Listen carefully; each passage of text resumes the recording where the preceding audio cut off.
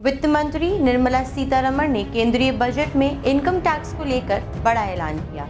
अब 12 लाख तक की आय पर कोई टैक्स नहीं लगेगा। मानक कटौती को मिलाकर ये सीमा 12.75 लाख रुपए तक हो जाएगी। इस दौरान संसद में मोदी के नारे लगने लगे। वित्त मंत्री ने बताया कि अगले हफ्ते संसद में नया इनकम टैक्स बिल पेश किया जाएगा। नमस्कार, आपका स्वागत है डेली 24 भारत में। मैं हूं आपके साथ अदिति। वित्त मंत्री निर्मला सीतारमण ने बड़ा ऐलान करते हुए कहा कि अब 12 लाख की सालाना कमाई पर कोई भी टैक्स देने की आवश्यकता नहीं है। ये बदलाव न्यू टैक्स व्यवस्था के तहत की गई। इससे पहले 7 लाख की कमाई पर कोई टैक्स नहीं देना था।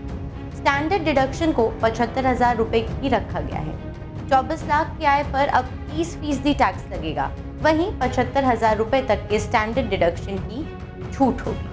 साथ ही 15 से 20 लाख की आय पर 20% का टैक्स होगा। वहीं 8 से 12 लाख की आय पर 10 आयकर। Personal income tax reforms with special focus on middle class. Democracy, demography and demand are the key support pillars in our journey towards Viksit Bharat.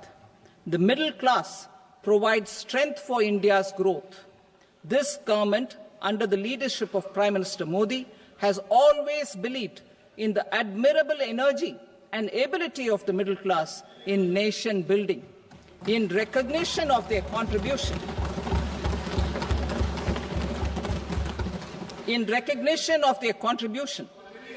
we have periodically reduced their tax burden. Right after 2014, the nil tax slab was raised to 2.5 lakhs of rupees, which was further raised to 5 lakh rupees in 2019 and to 7 lakh rupees in 2023. This is reflective of our government's trust on the middle class taxpayers. I am now happy to announce that there will be no income tax payable up to income of 12 lakh rupees.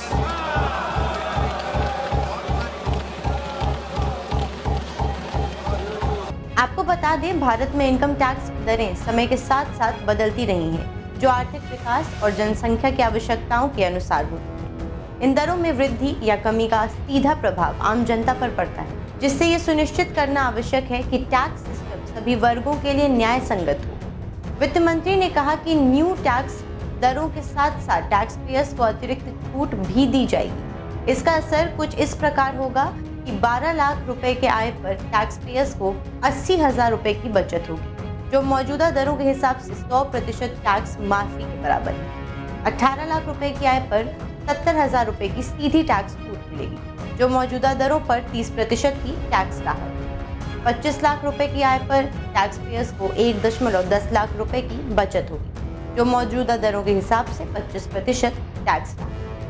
अब आइए जानते हैं कि कब कितना बदला tax दर।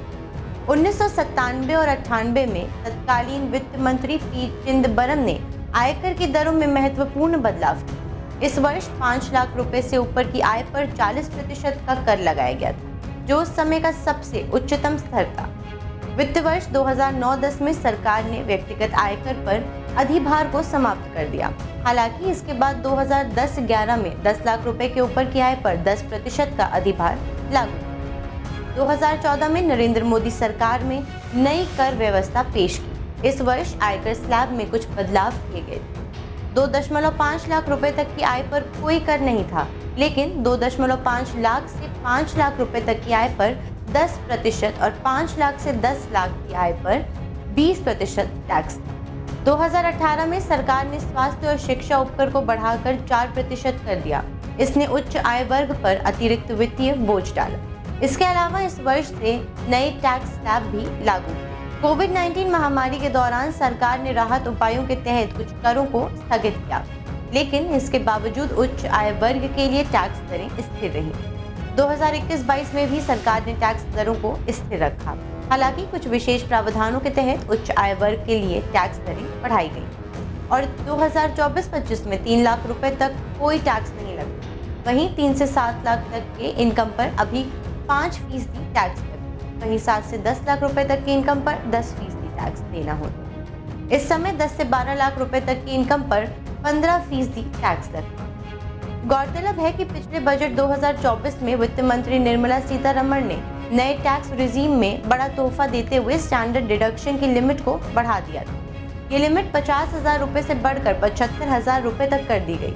अब एक बार फिर मिडिल क्लास को तोहफा देने के लिए नए टैक्स स्लैब में बड़ा बदलाव किया गया। वित्त मंत्री निर्मला सीतारमण ने बजट 2025-26 में सीनियर सिटीजन्स को मिलने वाली इंटरेस्ट इनकम पर टैक्स लिमिट को बढ़ाकर 1 लाख रुपए कर दिया। वहीं रेंट पर टीडीएस को बढ़ाकर 6 लाख रुपए। हालांकि इस टैक्स छूट और नई स्लैब व्यवस्था के कारण सरकार को 1 लाख करोड़ रुपए का डायरेक्ट टैक्स और 2600 करोड़ रुपए का इनडायरेक्ट टैक्स का नुकसान होगा। फिलहाल के लिए इतना ही। बजट के बारे में आगे की जानकारी के लिए बने रहे हमारे साथ, देखते रहें डेली 24 भारत।